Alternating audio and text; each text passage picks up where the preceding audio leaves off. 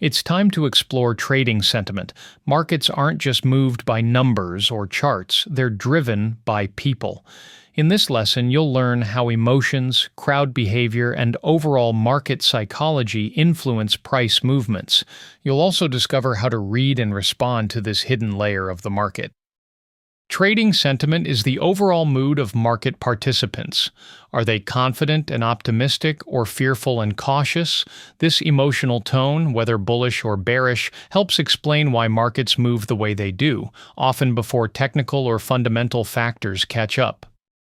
Even when a company has strong fundamentals, if the sentiment is negative, its stock price can fall. On the flip side, hype and excitement can push prices higher even when the actual data doesn't support it. Understanding sentiment helps traders anticipate short-term shifts and avoid emotional traps. Two emotions dominate trading: fear and greed. Greed drives traders to chase prices higher in fear of missing out. Fear causes panic selling when markets turn. These emotional extremes often mark turning points. Smart traders learn to spot them. Imagine a stock that has doubled in a month. Everyone's talking about it. That's greed. But when it suddenly drops 20% and investors rush to sell, that's fear. Spotting these extremes early can help you avoid buying at the top or panic selling at the bottom. In uncertain times, people tend to follow the crowd. When more and more traders jump into a trend, it can create powerful moves. But once everyone is in, there's no one left to buy. And that's often when the market turns. You can't directly measure emotions, but several tools give insight into how traders feel. These include the Fear and Greed Index and trends in news or social media sentiment. Each helps paint a picture of the market mood.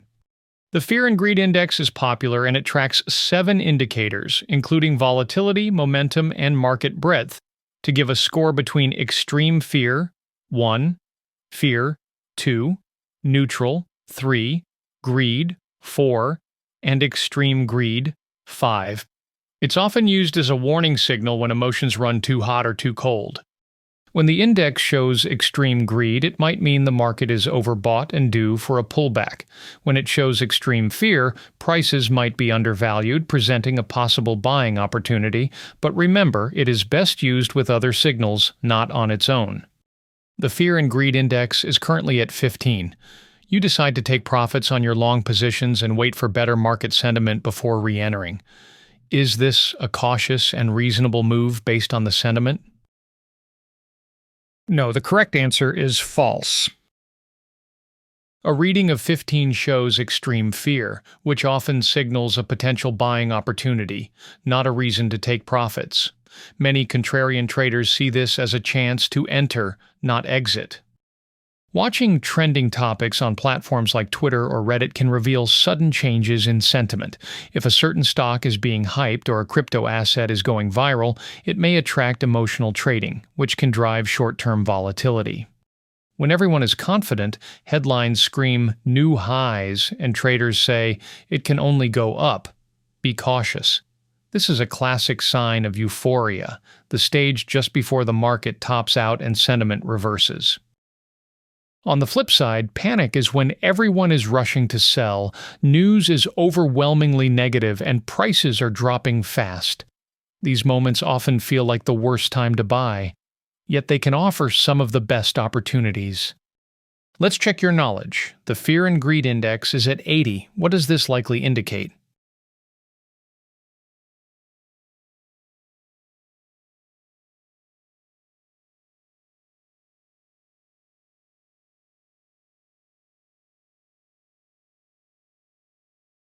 Yes, you're right.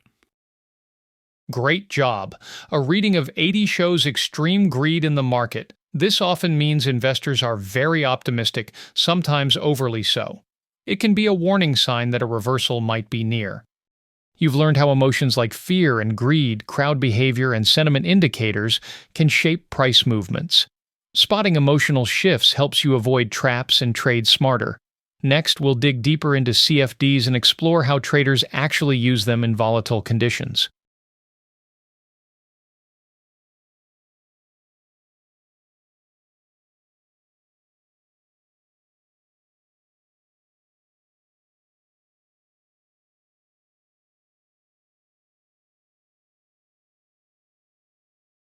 You already know that contracts for difference let you trade price movements without owning the actual asset. In this lesson, we'll dig deeper into how CFDs work behind the scenes, what makes them attractive to traders, and the risks that come with this flexibility. To help explain the contract for difference, let's look at Jane. She is watching the stock market fluctuate. She wants to profit from these movements without owning any stocks. Instead, she trades using a contract for difference, CFD, a financial instrument that allows her to speculate on price movements without actually owning the underlying asset. Jane now trades using CFDs, and just like in traditional markets, she can go long or short, and she has access to leverage to amplify her positions. If prices rise, she goes short to profit from the increase.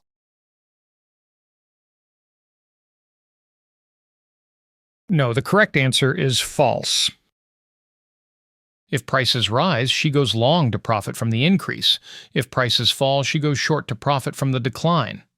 CFDs aren't limited to one market. They can be used to trade a wide range of assets. This includes forex, commodities, indices, cryptocurrencies, and even stocks of major companies.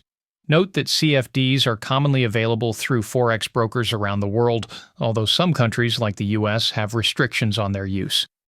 Unlike traditional investing, CFDs allow her to take advantage of both bullish and bearish markets. Let's calculate the profit. Jane expects Alibaba's shares to rise from $50 to $60. She goes long with a CFD at $50, and the price soon reaches $60. How much does Jane earn if the price of her CFD rises from $50 to $60? Yes, you're right. Great job.